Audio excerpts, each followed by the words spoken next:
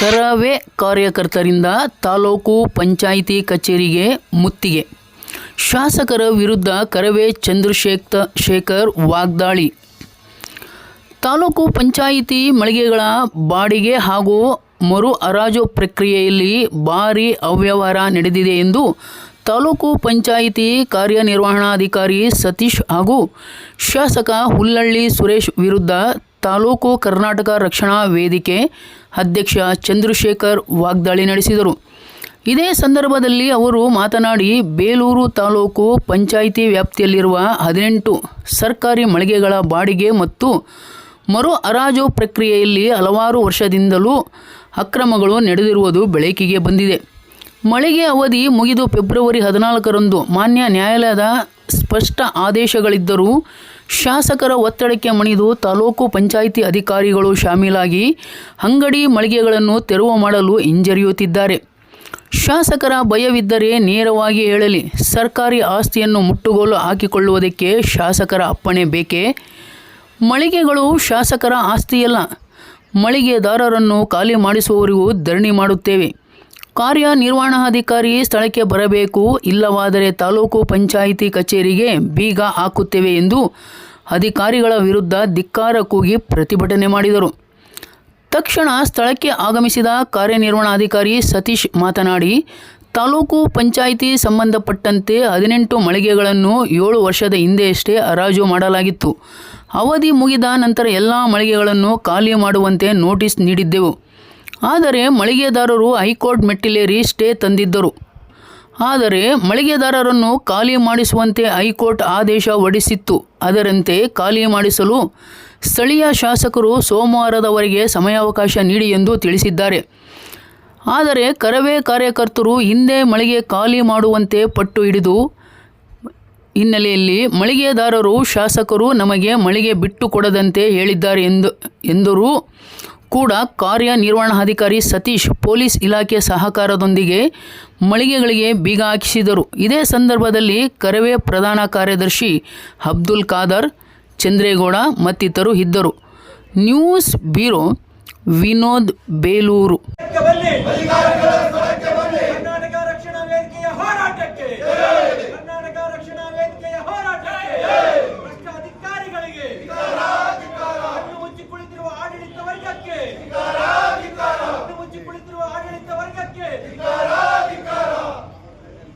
ಐದು ಕೋಟಿ ನಿಮಗೆ ಲೆಕ್ಕ ಹಾಕ್ತಾಳೆ. 5 ಕೋಟಿ ದುಡ್ಡು ನಿಮಗೆ ಸಂಕ್ಷಿಪ್ತ ಮಾಹಿತಿ ಕೊಡ್ತಾರೆ. 5 ಕೋಟಿ ದುಡ್ಡು ಸರ್ಕಾರ ಲಾಸ್ ಮಾಡಿದ್ದಾರೆ. ಸಂಬಂಧಪಟ್ಟ ಜಿಲ್ಲಾಧಿಕಾರಿ ಗಮನಕ್ಕೆ ತಂದಿದ್ದೀವಿ. ಜಿಲ್ಲಾಧಿಕಾರಿಗಳು ಸಭೆಯಲ್ಲಿ ಹೇಳಿದ್ದಾರೆ, ಈ ಕೂಡ ಅಧ್ಯಕ್ಷ ನೀವು ಖಾಲಿ ಮಾಡಿಸ್ಬೇಕಂತ ನಮ್ಮ ಮುಂದೆ ಹೇಳಿದ್ದಾರೆ. ಯಾಕೆ ಅಧಿಕಾರಿ ಬರ್ತಿಲ್ಲ, ಖಾಲಿ ಮಾಡ್ಸಕ್ ಆಗ್ತಿಲ್ಲ ಅವ್ರಿಗೆ? ನಮಗೆ ಜಿಲ್ಲಾಧಿಕಾರಿಗಳು ಹೇಳಿದ್ದಾರೆ ಖಾಲಿ ಮಾಡ್ತಾ ತಾರೀಕು ಅಂತ. ಯಾಕೆ ಖಾಲಿ ಮಾಡ್ಸಕ್ ಮಾಡಿಸ್ತಿಲ್ಲ ಇವರು? ಮಾಡಿಸ್ಬೇಕು ಈ ಕೂಡಲೇ. ಇವ್ರ ಒಳಮರ್ಮ ಏನಿದೆ?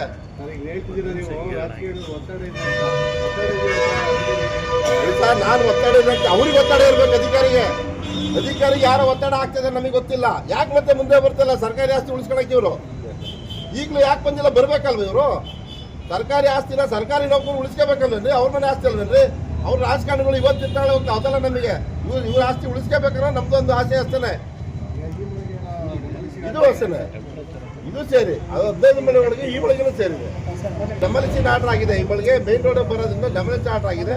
ಡೆಮಾಲಿಷ್ ಮಾಡಬೇಕು ಬರೋದು. ಈಗ 2 ತಿಂಗಳಿಂದ ಅಂದ್ರೆ ಇವ್ರು ಆಕ್ಚುಲಿ 5 ವರ್ಷದಿಂದ ಬಾಡಿಗೆನೇ ಕಟ್ಟಿಲ್ಲ. ಇವರು ಬಾಡಿಗೆ ಕಟ್ಟಿ ಏನ್ ಮಾಡಿದ್ರು, ಬಾಡಿಗೆದಾರರು ಬರಲಿ ಅನ್ನೋ ಲೆಕ್ಕಾಚಾರಕ್ಕೆ ಒಂದು 10 ಲಕ್ಷ ಉಸುಲಿ ಮಾಡಿದ್ರು ಅಂದ್ರೆ ನಮಗೆ ಹೇಳ್ತಾರೆ. ನಮಗೆ ಗೊತ್ತಿಲ್ಲ, ಅದು ನಮಗೆ ತೋರಿಸಿಲ್ಲ. ಅವರು ಬ್ಯಾಂಕ್ ಅಕೌಂಟ್ ನಾವು ನೋಡಕ್ ಹೋಗಿಲ್ಲ. ತೋರಿಸಿದ್ರೆ ನಾವೇನೇ ಹೇಳಕ್ಕಾಗಲ್ಲ. ಅವ್ರು ತೋರಿಸ್ಬೇಕಲ್ವಾ? 10 ಲಕ್ಷ ಮಾಡಿದ್ರು, 15 ಲಕ್ಷ ಮಾಡಿದೀವಿ ಅಂತ ಸುಮ್ಮನೆ ಬರೀ ಬಾಯಿ ಮಾತೇಳಿ ನಾವೇನು ನಂಬಕತ್ತೆ? ತಾಲೂಕ್ ಪಂಚಾಯತಿ ಬೇಲೂರು 2021ರಲ್ಲೇ ಏನು 15 ಮಳಿಗೆನ ಹರಾಜು ಮಾಡಿ ಅಂತ ಹೇಳ್ಬಿಟ್ಟು ಕೋರ್ಟು ಆದೇಶ ಮಾಡಿದೆ. ಆದರೆ ಇಲ್ಲಿನ ಭ್ರಷ್ಟ ಅಧಿಕಾರಿಗಳು ಆ ಬಂದಂಥ ಫೈಲ್ನೇ ಸಹ ಮುಚ್ಚಿಟ್ಟು ಇವತ್ತು 6 ವರ್ಷ, ಇವತ್ತಿಗೆ 5-6 ವರ್ಷ ತುಂಬಿದೆ. 5-6 ವರ್ಷ ತುಂಬಿದಂಥ 15 ಮಳಿಗೆನ ಇವತ್ತು ಒಂದು ಮಳಿಗೆ 2,500,000 ಬಾಡಿಗೆ ತಗೊಂತಿದ್ದಾರೆ. ಇಷ್ಟವರೆಗೂ ಒಂದು ಮಳಿಗೆ 2,500,000 ಅಂದರೆ 15 ಮಳಿಗೆ ದುಡ್ಡು ಎಷ್ಟಾಯ್ತು? ಇವತ್ತಿನ ಒಂದು ಬಾಡಿಗೆ 20,000 ಇಂದ 25,000, 30,000 ಒಂದೊಂದು ಮಳಿಗೆ ಬಾಡಿಗೆ ಇದೆ. ನಾವು ಕೇಳೋದಿಷ್ಟೇ, ಈ ಇಲ್ಲಿನ ಅಧಿಕಾರಿಗಳು ಈಗ 5 ವರ್ಷದಿಂದ ಏನು ಕತೆ ಕಾಯ್ತಿದ್ದಾರೆ ಇಲ್ಲಿ? ಇವತ್ತು ಸರ್ಕಾರಕ್ಕೆ ಕಡಿಮೆ ಅಂದರೂ 3 ರಿಂದ 4 ಕೋಟಿ ದುಡ್ಡನ್ನ ಲಾಸ್ ಮಾಡಿದ್ದಾರೆ ಈ ಭ್ರಷ್ಟ ಅಧಿಕಾರಿಗಳು. ಇವ ಭ್ರಷ್ಟಾಧಿಕಾರಿ 2-3 ಜನ ಇಒಗಳು ಬಂದಿದ್ದಾರೆ. 3 ಜನ ಇಒನ ನಾವು ಕೇಳಿದ್ದೀವಿ. ಇದನ್ನು ನಾವು ಫಾಲೋ ಮಾಡಿ ಜಿಲ್ಲಾ ಪಂಚಾಯತಿ ಇದ್ದಂಥ ಈ ಫೈಲನ್ನು ನಮ್ಮ ಸಂಘಟನೆ ಪ್ರಮುಖವಾಗಿ ಅಲ್ಲಿಂದ ಎತ್ಕೊಂಡ್ಬಂದು ಇವತ್ತು 2 ವರ್ಷದಿಂದ ಪ್ರಸ್ತುತವಾಗಿ ಹೋರಾಟ ಮಾಡ್ತಾ ಇದ್ದೀವಿ. ಅವರ ಪರಿವಾಗಿ ವಿರುದ್ಧವಾಗಿ ಏನಾಯ್ತಂದ್ರೆ, ಈಗ ನಾವು ಹಿಂದೆ ಇದ್ದಂಥ ವಸಂತ ಅವರು ಇವ ಇದ್ರು. ಆ ಇವ ಬಂದಂಥ ಸಂದರ್ಭದಲ್ಲಿ ಇವ ಗಮನಕ್ಕೆ ತಂದಾಗ ಅವರಿಗೆ ಬಂದು ಕೋರ್ಟಿಗೆ ಮತ್ತೆ ಇವ್ರು ಕೋರ್ಟಿಗೆ ಹೋದ್ರು. 2 ಸಲ ಕೋರ್ಟಿಗೆ ಹೋದ್ರು. ಇಲ್ಲಿ 2-3 ಸಲ ಕೋರ್ಟ್ ನಡೀತು. ಕೋರ್ಟ್ ಇದೇ ಥರ ಅವರು ಮತ್ತೆ ಟ್ರಾನ್ಸ್ಫರ್ ಆಗೋದ್ರು. ಅದಾದ್ಮೇಲೆ ಮತ್ತೆ ಇವ್ರು ಬಂದ್ರು. ಈಗ ಇವ್ರು ಬಂದ್ಮೇಲೆ 2 ಸಲ ಕೋರ್ಟ್ ಇದೇ ಥರ 1 ವರ್ಷ 2 ವರ್ಷ ತಳ್ಳಿದ್ರು.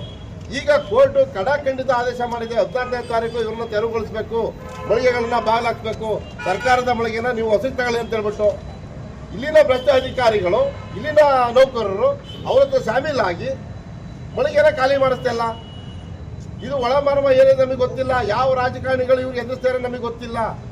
ಈಗ ಇಲ್ಲಿ ಬಂದಂತ ನಮ್ಮ ಮುಂದೆ ಹೇಳಬೇಕು, ಯಾಕೆ ಖಾಲಿ ಮಾಡೋಕ್ಕಾಗ್ತಿಲ್ಲ, ಖಾಲಿ ಮಾಡೋದಕ್ಕೆ ಏನು ತೊಂದರೆ ಆಗ್ತದೆ, ಯಾಕೆ ಮಾಡೋಕ್ಕಾಗ್ತಿಲ್ಲ, ಯಾರು ಅವ್ರಿಗೆ ಯಾವ ಪಕ್ಷದವ್ರಿಗೆ ಹೆದರಿಕೆ ಹೊಡ್ತಿದಾರ, ಕಾಂಗ್ರೆಸ್ನವರ ಬಿಜೆಪಿ ಅಂತೇಳಿ ಯಾರು ಅವ್ರಿಗೆ ಒಂದು ಭಯ ಹುಡುಕ್ತಾರೆ ಇಲ್ಲಿ ಹೇಳಬೇಕು. ಸರ್ಕಾರದ ಆಸ್ತಿನ ಸರ್ಕಾರ ಇವ್ರು ಉಳಿಸ್ಕೊಳ್ಳೋಕ್ಕಾಗಲಿ ಅಂದ್ರೆ ಯಾಕಿರ್ಬೇಕು ಇಲ್ಲಿ ಇವರು? ಸರ್ಕಾರಿ ಅಧಿಕಾರಿ ಕೈಲಾಗಲಿ ಅಂದ್ರೆ ಇಲ್ಲಿ ರಾಜೀನಾಮೆ ಕೊಟ್ಟು ಹೋಗ್ಬೇಕು. ಅವರು ಈ ಕೂಡಲೇ ಇಲ್ಲಿಂದ ಹೋಗ್ಬೇಕು. ಅವ್ರ ಕೈಲಿ ಆಗ್ಲಿಲ್ಲ ಅಂದ್ರೆ ಹೋಗ್ಬೇಕಿಲ್ಲ ಅಂದ್ರೆ ಅವ್ರ ಗಂಡಸಿನ ಮಕ್ಕಳಿಗೆ ಬಂದ್ಬಿಟ್ಟು ಸರ್ಕಾರಿ ಆಸ್ತಿನ ಉಳಿಸ್ಬೇಕಲ್ಲಿ. ಸರ್ಕಾರಿ ಆಸ್ತಿ ಉಳಿಯುವ ಕೆಲಸನ ಅಧಿಕಾರಿ ಮಾಡಬೇಕು. ಮಾಡಲಿಲ್ಲ ಅಂದ್ರೆ ನಾವು ಯಾವುದೇ ಕಾರಣಕ್ಕಿಲ್ಲ ಕದಲಲ್ಲ. ಸಂಬಂಧಪಟ್ಟಂತ DC ಗಮನಕ್ಕೆ ತಂದಿದ್ದೀವಿ. ಮತ್ತು ಆಮೇಲೆ ಇಒ ಗಮನಕ್ಕೆ ತಂದಿದ್ದೀವಿ. CS ಈಗ ಒಂದು ಸ್ಥಳಕ್ಕೆ ಬರಬೇಕು. CS ಅವರು ಬರಬೇಕು. ಯಾರು ನಮ್ಮ ಅಧಿಕಾರಕ್ಕೆ ಬೆದರಿಕೆ ಹೊಡ್ತಾರೆ ಅವ್ರು ಇಲ್ಲಿ ಬಂದು ಹೇಳಬೇಕು.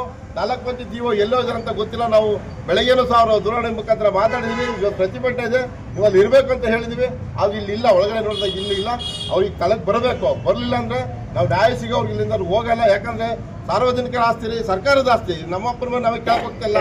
ಸರ್ಕಾರಿ ಆಸ್ತಿನ ಕೋಟಿ ಲೂಟಿ ಹೊಡಿತಿದ್ದಾರೆ. ಇಲ್ಲಿ ಕೋಟಿ ಲೂಟಿ ಹೊಡಿತಾರೆ. ಕೇಳೋರು ಯಾರಿದ್ದಾರೆ?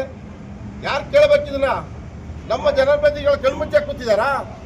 ಯಾಕೆ ಸುಮ್ಮನೆ ಕಣ್ಣು ಮುಚ್ಕೊಂಡು ಏನು ಕೂತಿರೋಲ್ಲ? ಸರ್ಕಾರಿ ಆಸ್ತಿನ ಸರ್ಕಾರ ಉಳಿಸ್ಕೊಳಕ್ಕಾಗಲಿಲ್ಲ ಅಂದ್ರೆ ಈ ಅಂಥ ಅಧಿಕಾರಿಗಳು ನಮಗೆ ಬೇಕಾ? ಇಂಥ ಅಧಿಕಾರಿಗಳು ನಮಗೆ ಬೇಕಾ? ನಾವೇ ಕ್ವಶನ್ ಮಾಡ್ಕೊಂತ ಪರಿಸ್ಥಿತಿ ಬೇಲ್ಮೇಲೆ ಬಂದಿದೆ. ದಯಮಾಡಿ ಸಾರ್ವಜನಿಕರಲ್ಲಿ ಮನವಿ ಮಾಡ್ಕೊಳ್ಳೋದಿಷ್ಟೇ, ಸರ್ಕಾರಿ ಆಸ್ತಿಯ ಉಳಿಗಾಗಿ ನಾವೆಲ್ಲ ಹೋರಾಟ ಮಾಡ್ತಾ ಇದೀವಿ. ಎಲ್ಲ ನಮ್ಮ ಜೊತೆ ಕೈ ಜೋಡಿಸ್ಬೇಕು. ನಾವು ಈ ಮಳಿಗೆ 15 ಮಳಿಗೆನ ಈ ಕೂಡಲೇ ಅವ್ರು ಬೀಗ ಹಾಕ್ಬೇಕು. ಸರ್ಕಾರ ಕೋಟಿ ಲಾಸ್ ಆಗಿದೆ. ಈ ಕೂಡ ಬೀಗ ಹಾಕಿಲ್ಲ ನಾವು ಅಹೋರಾತ್ರಿ ಧರಣಿ ಈ ಒಂದು ತಾಲೂಕು ಪಂಚಾಯತ್ ಮುಂದೆ ಮಾಡ್ತೀವಿ ಮೂಲಕ ಅವ್ರಿಗೆ ಎಚ್ಚರಿಕೆ ಕೊಡ್ತಾ ಇದ್ದೀವಿ. ಕಡಾಖಂಡಿತವಾಗಿ ಅವ್ರನ್ನ ಖಾಲಿ ಮಾಡಿಸಲೇಬೇಕು ಅಂತ ಆದೇಶ ಆಗಿದೆ. ನಮಗೆ ಬಂದಿರೋ ಮಾಹಿತಿ ಪ್ರಕಾರ ಯಾರೋ ಜನಪ್ರತಿನಿಧಿಗಳು ಹೇಳ್ತಾರೆ ಇನ್ನೂ 1 ತಿಂಗಳು ಅವರಿಗೆ ಮುಂದೆ ಹೈಕೋರ್ಟಿಗೆ ಹೋಗುವಂತ ಒಂದು ಸಹಾಯನ ಅಧಿಕಾರಿಗಳು ಮಾಡ್ತಾ ಇದ್ದಾರೆ. ಮುಂದಕ್ಕೆ ಹೋಗ್ಬೇಕು, ಹೈಕೋರ್ಟಿಗೆ ಹೋಗ್ಬೇಕು, ಇದೇ ರೀತಿ ಮುಂದೂಡಿಕೆ ಹೋಗ್ಬೇಕನ್ನೋ ಲೆಕ್ಕಾಚಾರದಲ್ಲಿ ಇದ್ದಾರೆ. ನಾವು ಕೇಳ್ಕೊಳ್ಳೋದಿಷ್ಟೇ ಅಧಿಕಾರಿಗಳಿಗೆ, ಏನು ಇವತ್ತು 14ನೇ ತಾರೀಕು ನೀವು ಖಾಲಿ ಮಾಡಿಸ್ಬೇಕಂತ ಕೋರ್ಟ್ ಆದೇಶ ಮಾಡಿದೆ. ನೀವು ಆದೇಶನ ಪಾಲನೆ ಮಾಡಿ. ಈಗ ಪಾಲನೆ ಮಾಡಿ ಅವ್ನು ಖಾಲಿ ಮಾಡಿಸ್ಬೇಕು. ನೀವು ಇಲ್ಲಿ ಎಷ್ಟು ಲಂಚ ತಗೊಂಡಿದ್ದೀರ? ನೀವು ಅವ್ರ ಹತ್ರ ಎಷ್ಟು ಕೋಟಿ ಹೊಡಿತಿದ್ದೀರ? ನೀವು ಇಲ್ಲಿ ಸರ್ಕಾರಿ ಆಸ್ತಿ ತಗೊಂಡು ಸರ್ಕಾರಿ ಆಸ್ತಿ ಗುಣ ಮಾಡಕ್ ಮಾಡಿದ್ದೀರ ನೀವೆಲ್ಲ ಸರ್ಕಾರಿ ಅಧಿಕಾರಿಗಳು. ಇಲ್ಲಿ ಯಾವ ಅಂಗಡಿ ಮಾಲೀಕರಿಗೂ ಕೂಡ ತೊಂದರೆ ಆಗೋದು ಬೇಡ, ಕಾನೂನು ರೀತಿಯ ಕ್ರಮಗಳಾಗಲಿ ಅಂತ ಹೇಳಿ ನಾವು ಕೂಡ ಸ್ವಲ್ಪ ಸುಮ್ಮನಾಗಿದ್ವಿ. ಆದರೆ ಇದು ಯಾವ ರೀತಿಯಾದಂತಹ ಒಂದು ಪರಾಕಾಷ್ಠೆಗೆ ತಲುಪಿದೆ ಅಂತ ಹೇಳಿದ್ರೆ, ಪ್ರತಿ ಬಾರಿ ಒಂದು ಇವರಿಗೆ ಒಂದು ಇದನ್ನ ಕೊಟ್ಟಿದ್ದಾರೆ. ಏನಂತ ಹೇಳಿದ್ರೆ, ತಾಲೂಕು ಇಒ ಅವರಿಗೆ ಕೋರ್ಟ್ ಒಂದು ಪರ್ಮಿಷನ್ ಕೊಟ್ಟಿದೆ.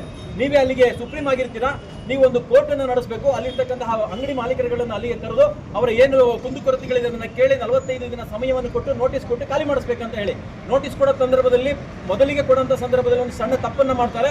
ಇವರು ಮತ್ತೆ ಅದನ್ನ ಮುಂದಕ್ಕೆ ಹಾಕೊಡ್ತಾರೆ. ಈಗ ಮೊನ್ನೆ ಕೋರ್ಟ್ ಮುಗಿದಿದೆ, 45 ದಿನದ ಸಮಯ ನಿನ್ನೆ ಮುಗಿದಿದೆ 14ನೇ ತಾರೀಕಿಗೆ. ಆದರೂ ಇವತ್ತಿಗೂ ಕೂಡ ಇವರ ಕ್ರಮ ತಗೊಳ್ತಾ ಇಲ್ಲ ಅಂತ ಹೇಳಿದ್ರೆ, ನೇರವಾಗಿರ್ತಕ್ಕಂತಹ ಹೊಂದಾಣಿಕೆ ಅಂಗಡಿ ಮಾಲೀಕರು ಮತ್ತೆ ಇಲ್ಲಿರ್ತಕ್ಕಂತಹ ಅಧಿಕಾರಿಗಳನ್ನು ಮಾಡ್ಕೊಂಡಿದ್ದಾರೆ.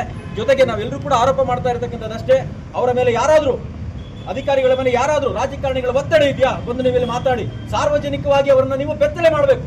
ಅದನ್ನ ಬಿಟ್ಟು ನಾವು ಹೀಗೆ ಮಾಡ್ತೀವಿ ಹಾಗೆ ಮಾಡ್ತಾ ಇದ್ದೀವಿ ಅಂತ ಹೇಳಿದ್ರೆ ಕರ್ನಾಟಕ ರಕ್ಷಣಾ ವೇದಿಕೆ ಮತ್ತು ಸಾರ್ವಜನಿಕರಲ್ಲಿ ಯಾರು ಕೂಡ ಸುಮ್ಮನೆ ಕೂರೋದಿಲ್ಲ. ಸಾರ್ವಜನಿಕರ ಹಿತರಕ್ಷಣೆ ಹಾಗೂ ನಮ್ಮ ಒಂದು ಸರ್ಕಾರಿ ಏನು ಅಂಗಡಿಗಳಿದೆ ಇದರ ಒಂದು ರಕ್ಷಣೆ ನಿಮ್ಮೆಲ್ಲರ ಹೊಣೆಯಾಗಿರ್ತದೆ, ನಮ್ಮೆಲ್ಲರ ಹೊಣೆ ಕೂಡ ಆಗಿರ್ತದೆ. ಯಾಕೆಂದ್ರೆ ನಾವೆಲ್ಲರೂ ಕಟ್ಟಿರ್ತಕ್ಕಂಥ ಟ್ಯಾಕ್ಸ್ ನಿಂದ ಬಿಲ್ಡಿಂಗ್ಗಳು ಕಟ್ತಕ್ಕಂಥದ್ದು. ನಮ್ಮೆಲ್ಲರ ಟ್ಯಾಕ್ಸ್ ಅಮೌಂಟ್ ಇವತ್ತು 2,000-3,000ಕ್ಕೆ ಕೊಟ್ಟಿರೋದ್ರೆ ಎಷ್ಟು ಅನ್ಯಾಯ ಆಗ್ತಾ ಇದೆ. ಹಾಗಾಗಿ ಕೂಡಲೇ ಇಲ್ಲಿಗೆ ಬರಬೇಕು, ಬಂದು ಅವರು ನಿರ್ಧಾರವನ್ನು ತಗೊಂಡು ಇವತ್ತು ಅಂಗಡಿ ಹಾಕಿಸಲೇಬೇಕು. ಇಲ್ಲಾಂದ್ರೆ ಕರ್ನಾಟಕ ರಕ್ಷಣಾ ವೇದಿಕೆ ಯಾವುದೇ ಕಾರಣಕ್ಕೂ ಕೂಡ ಇಲ್ಲಿಂದ ಕದಲೋದಿಲ್ಲ ಅಂತಕ್ಕಂತಹ ಎಚ್ಚರಿಕೆಯನ್ನು ಕೊಡ್ತಾ ಇದೀವಿ. ನಾವು ಇಲ್ಲೇ ಕೊಡ್ತೀವಿ. ಕರ್ನಾಟಕ ರಕ್ಷಣಾ ವೇದಿಕೆಯ ಹೋರಾಟ ಇವತ್ತೇ ನಂಬ್ಕೊಂಡಿದೀವಿ, ಇದು ನಿರಂತರವಾಗಿ ಆಗ್ತಕ್ಕಂಥದ್ದು. ಈ ಕೂಡಲೇ ಅವರು ಸ್ಥಳಕ್ಕೆ ಬರಬೇಕು, CS ಅವರು ಕೂಡ ಸ್ಥಳಕ್ಕೆ ಬಂದು ಅವರ ಮೇಲೆ ಕ್ರಮನ ತಗೊಳ್ಬೇಕು. ಹಾಗೂ ಇವರಿಂದ ಆಗಿರ್ತಕ್ಕಂತಹ 4-5 ಕೋಟಿ ಏನು ಭ್ರಷ್ಟಾಚಾರ ಅಕ್ರಮಗಳು ನಡೆದಿದೆ Karnataka public prevention of authorised occupation 1974 act ಪ್ರಕಾರ ಅಧಿಕಾರಿಗಳಿಂದಲೇ ಇದನ್ನ ವಸೂಲಿ ಮಾಡಬೇಕು. ಎಷ್ಟಾಗಿದೆ ಅಂತ ಹೇಳಿ ಲೋಕಾಯುಕ್ತಕ್ಕೆ ಕೊಡಬೇಕು, ಅದಕ್ಕೊಂದು ಸಮಿತಿಯನ್ನ ಮಾಡಬೇಕು. ಟೋಟಲ್ ಆಗಿರ್ತಕ್ಕಂಥ ನಷ್ಟ ಎಷ್ಟು ಅಂತ ಹೇಳಿ ಮಾಡಿ ಆ ಅಧಿಕಾರಿಗಳಿಂದ ಬರೆಸೋದ್ರ ಮುಖಾಂತರ ಇಡೀ ಕರ್ನಾಟಕ ರಾಜ್ಯದ ಭ್ರಷ್ಟ ಅಧಿಕಾರಿಗಳಿಗೆ ಒಂದು ಉತ್ತರವನ್ನು ಇಲ್ಲಿಂದ ಕೊಡಬೇಕಂತ ಹೇಳಿ ಕರ್ನಾಟಕ ರಕ್ಷಣಾ ವೇದಿಕೆ ಘಂಟಾಘೋಷವಾಗಿ ಒಂದು ಎಚ್ಚರಿಕೆಯನ್ನು ಕೊಡ್ತಾ ಇದೆ.